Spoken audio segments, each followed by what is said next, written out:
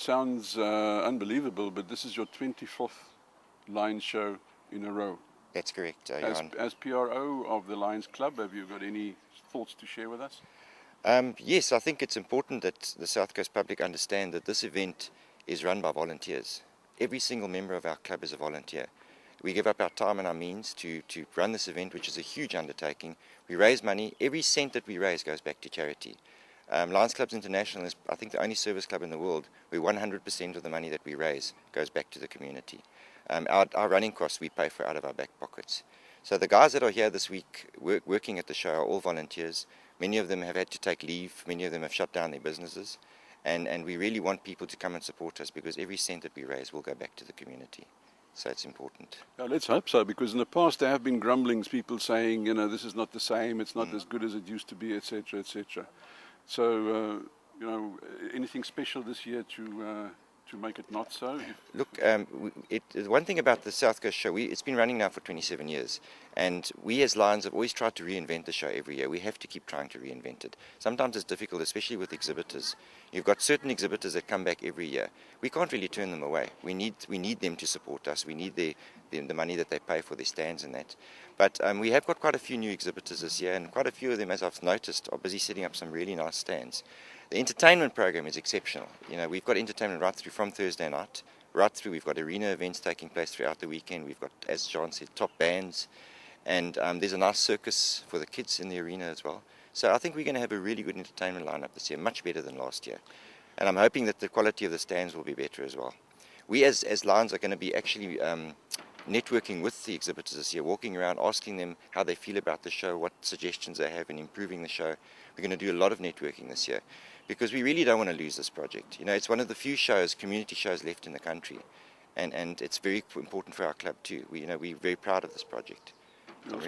Speaking about losing the show, there have been rumours that this one might be the last. Any truth in that? No, that's not true. Our club will definitely not consider that. We would like to find another venue, because the venue has become more and more of a problem every year. It's not getting very well maintained, unfortunately. And every time we come here to use a venue, it costs us a fortune. Revamping this field, cutting grass, cleaning up, and carrying on.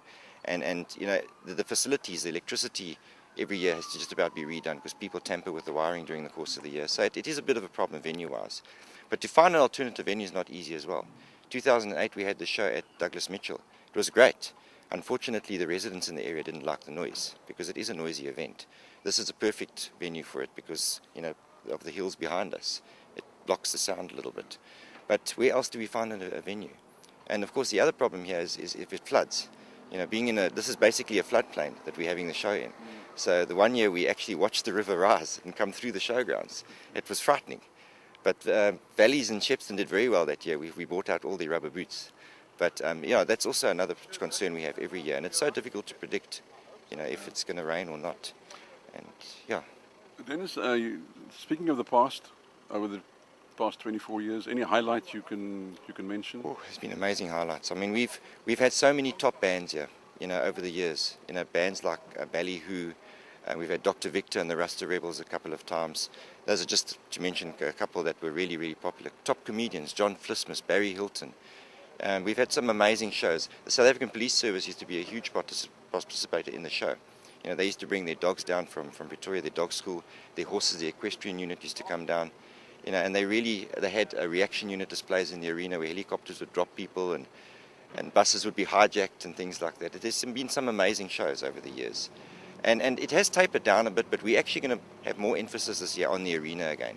In the past there's been a lot of emphasis just on the entertainment and the beer tent. And people have complained the arena's not as busy as it should be. This year the arena's going to carry on right through the show. It starts at 9 o'clock every morning and it'll finish at 5 o'clock every afternoon. Except of course for the Sunday when it finishes a bit earlier. So there'll be a little bit of everything for everybody this year. For the youngsters, we've got a little fun fair at the back for the kids. We've got a couple of DJs on Friday night for the teenagers and that to come and have a bit of fun. So there's a little bit of something for everybody at this year's show. Denis, thank you very much. Pleasure. May everything go well for the 27th Much appreciated, Johan. Thank you so much.